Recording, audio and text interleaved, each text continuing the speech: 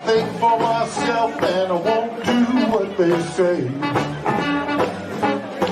Well, I think for myself and I won't do what they say. Hello. This is Gerald Salenti, and it's, Thursday, November 4th, 2021. And here are some of today's trends in the news. On the market front, well, the Dow was down a little bit, but S&P 500 rose for a sixth day in a row on Thursday as investors took solace. Isn't that a nice word of bullshit? Yeah, solace. That the Federal Reserve's patient stance on raising interest rates. Patient stance. Hey, we're going to keep putting out more of that cheap money and keep this Ponzi scheme going. We don't care if the PE ratios are at all-time highs and this bubble keeps getting bigger. Hey, we're money junkies. We're going to keep that thing going. Got it? Anyway, and then they had a little good news there about jobs. Yeah, let's see. On the jobless front, the week ended with U.S. claims total 269 claims. 269, they expected 275,000. And Friday, the new numbers come out. Last month, they were only got 194,000 new jobs, and they were expecting nearly 500,000. So, that's what's going on. It's a rigged game. And you know, the streets are dead at night. The action isn't nearly what it used to be.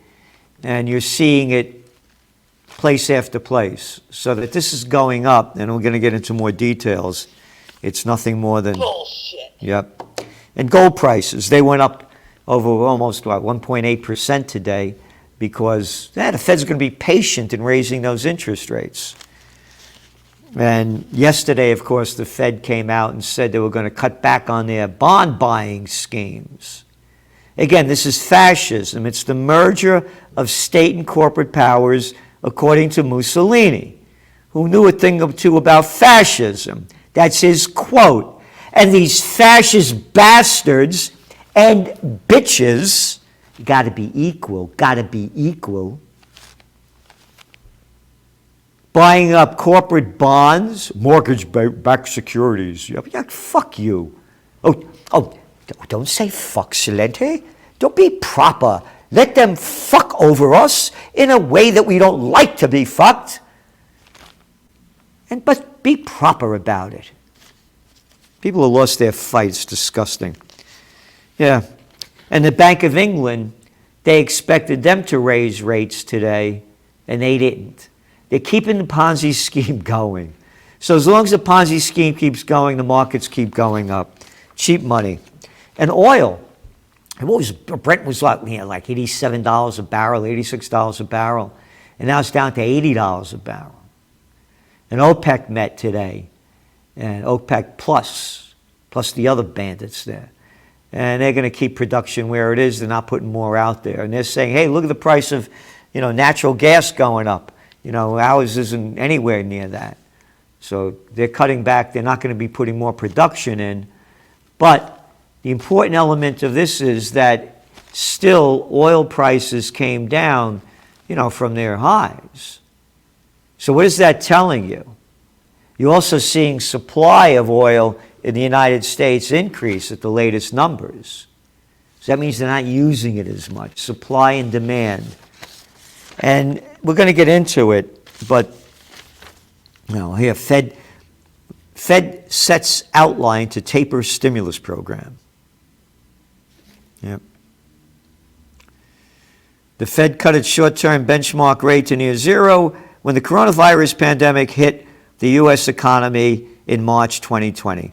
Not when the pandemic hit, when slime ball scum dictators and tyrants closed down the economy and they pumped this money in to keep their money junkies going, and merger and acquisition activity hits an all-time high as the bigs get bigger and everybody else gets smaller, as we've been doing each week. Ben Davis, our economic writer, putting the facts in there week after week of the bigs getting bigger, and this is what they've done with it. And again, the Trends Journal, if you want to read history before it happens, see what's going on, what it means, and what's next, there's no magazine in the world that comes close to it. Again, we've been nailing this thing one after another. We have great writers, Gregory Mannarino among them, Joe Duran, Stu Tarlow, one great person after another.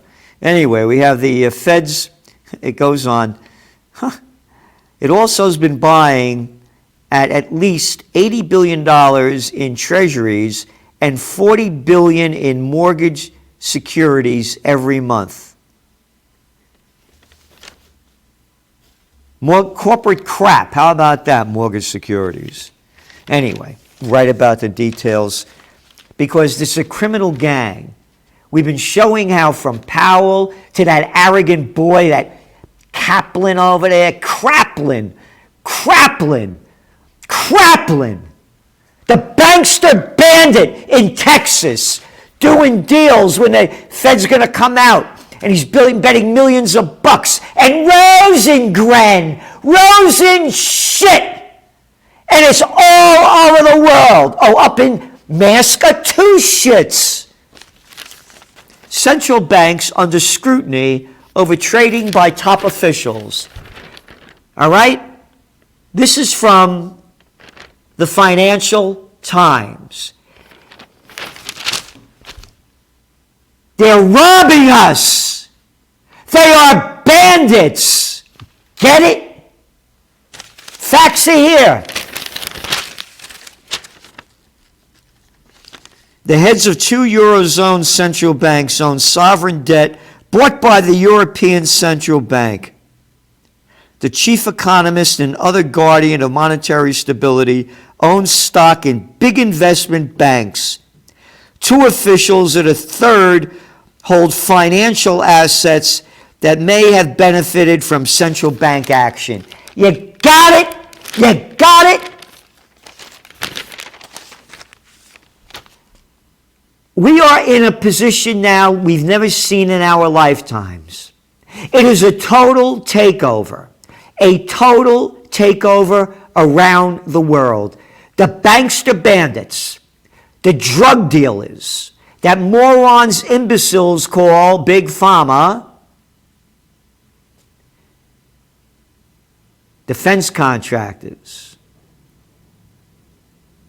and big tech. Freedom gone.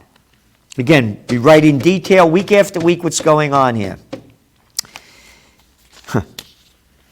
Oh, forget inflation.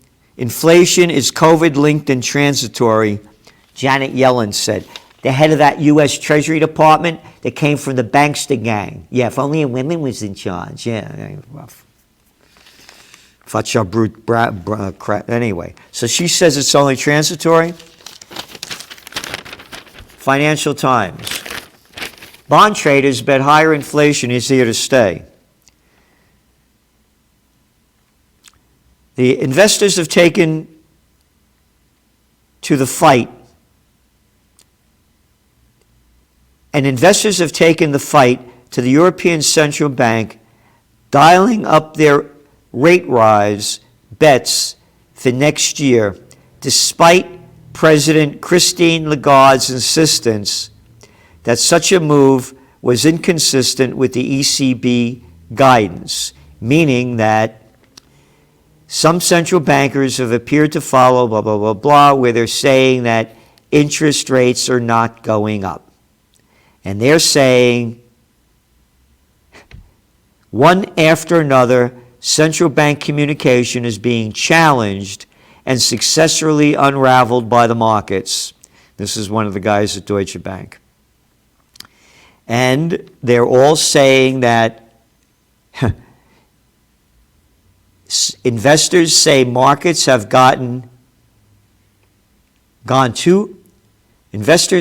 some investors say markets have gone too far in betting that bigger economies will follow. They're all saying inflation is going up, contrary to what the banks are saying. the banksters. IKEA warns of price rise. All right? Lufthansa, this shows you the bullshit. Returns to profit as travel resumes. Boy, that sounds great, doesn't it? You read on to the article. The Frankfurt-based carriers said that although the passengers' numbers have gone up, it had carried in the last quarter represented 46% of what it was before the COVID war started. It's 46% of what it was. They're firing 30,000 people. What else we got here? Oh, Mondelez rises snack prices. Inflation. It's not going away.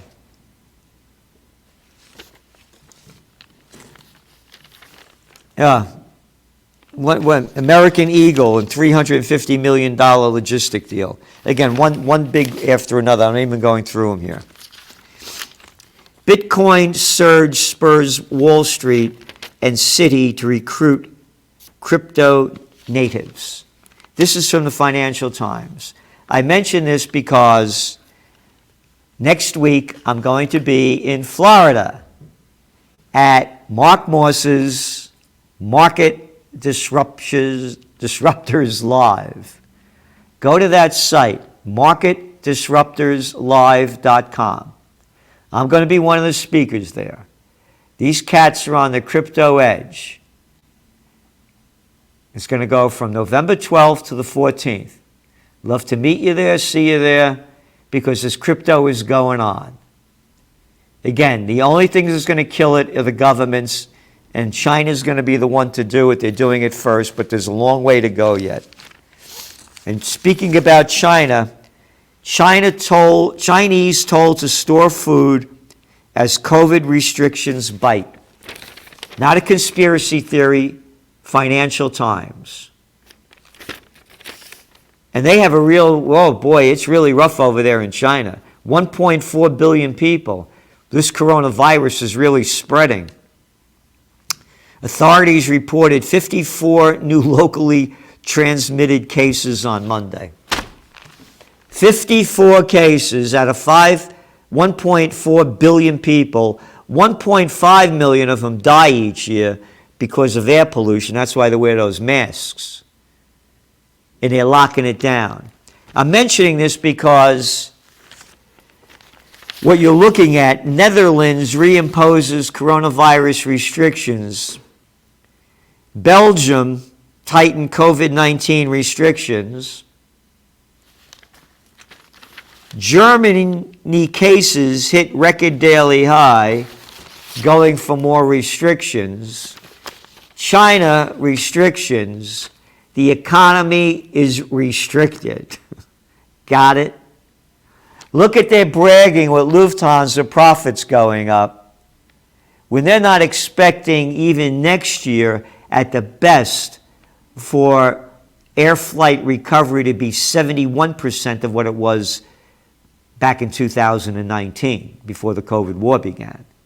So now you're losing 30%. How does that affect all the other businesses that depend on air travel? Trade shows, conventions, hospitality, restaurants, all the workers and all the products sold in the different supply chains. Not a mention of that. And going back to China, who would have ever thought we'd be wearing masks like the Chinese? The Chinese way you must obey. Who would have ever thought that we would have been forced to lock down? The Chinese way you must obey. Anthony Frieda did the cover, Tank Man 2.0. This is what we've become. And I'm mentioning this article about China spreading fear and telling its people to store up for foods as more COVID restrictions bite. And the more COVID restrictions bite, the better it is for the drug dealers. Vaccine sales lift Pfizer's rosy outlook. Pfizer Inc. increased its forecast for sales of its COVID-19 vaccine this year to about $36 billion.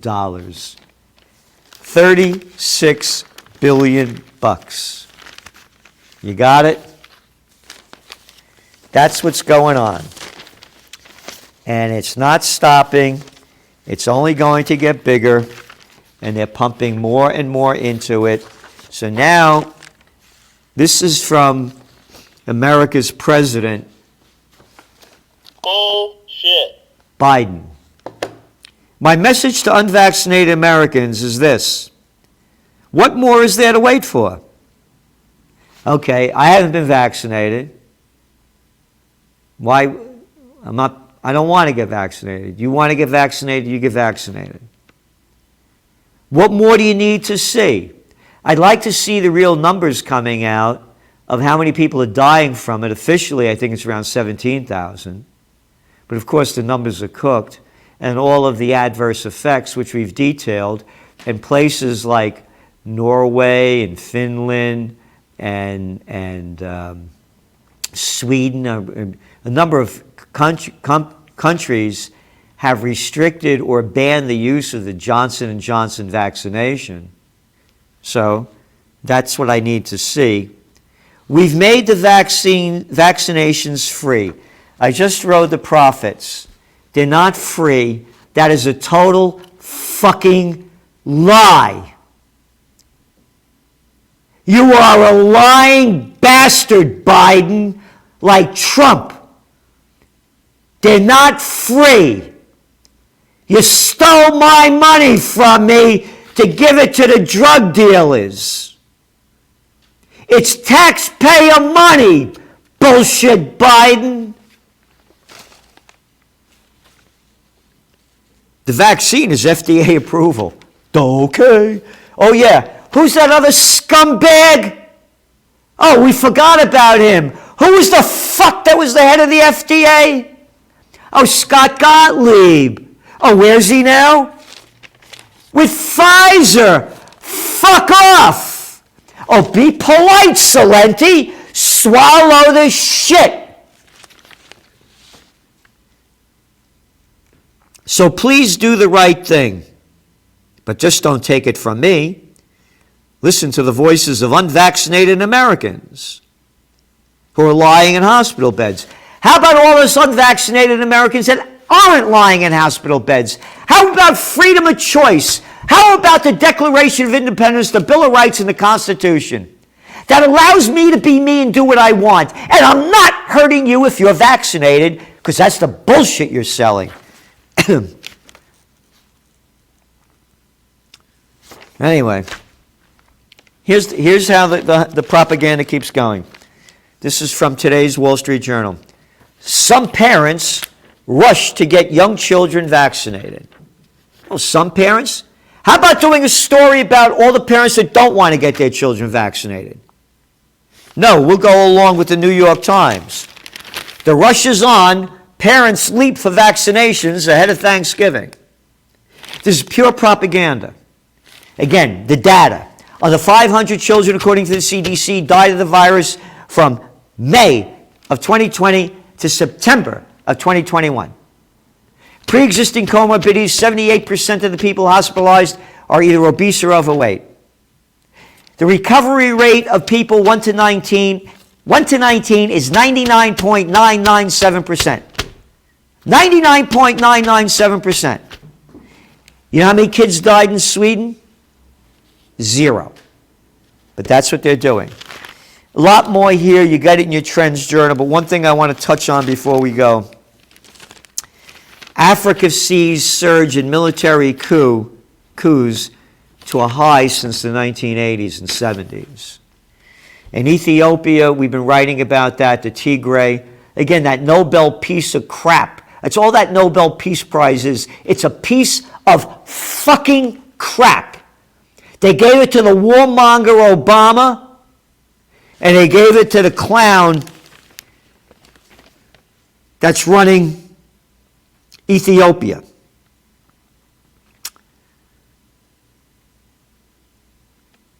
He started the war against the Tigrays.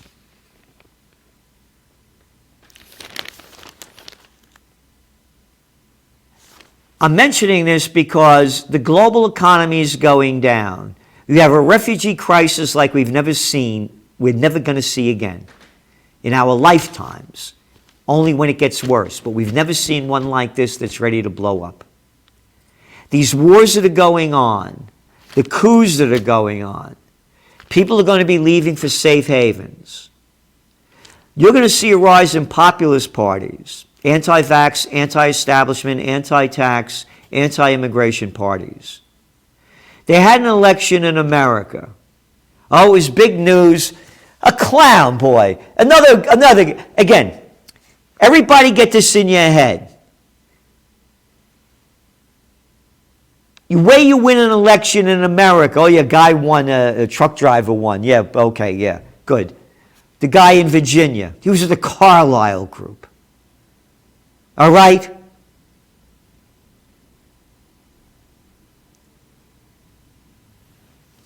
Money. It's a corporate mob. You need the money behind you to win and the media behind you to support you. But what's going on in this last election, what it really shows is the disgust that people have with the system. And this happens all the time. People forget that when Obama, the first black president was elected, everybody around the world was, oh, glorious, it was wonderful. Nobel Peace of Crap Prize winner. As soon as he gets elected, a troop surgeon to Afghanistan, goes on, destroys Libya, richest country in Africa, gone. Libya, Syria, one after another, bombs away, quote, I'm really good at killing people. Anyway, after he got elected on a big boost in 2008, the Democrats lost the midterm election, and they lost their majority. This goes on all the time. It's nothing new about it. We got a bunch of freaks in control, and the people get disgusted with the freaks, and it's a reality show. They get tired of one cast of characters, they go back to the other. There's never been a better time for a new movement than now. And we're trying to make that movement happen with the universal church of freedom, peace, and justice. And again, we've been issuing religious vaccine exemptions to those who join the congregation, and the feedback we've been getting is 100%. If your employer allows for a vaccine exemption, this one is bulletproof because it covers the religion both constitutionally and by your God Almighty. So thank you for tuning in. This is Gerald Salenti, and that's just some of today's trends in the news. The COVID-19 war has changed the world, but who's prepared? What's next? It's in your Trends Journal. Trends Journal subscribers are prepared. Subscribe to the Trends Journal. Read history before it happens from the world leader in trend forecasting.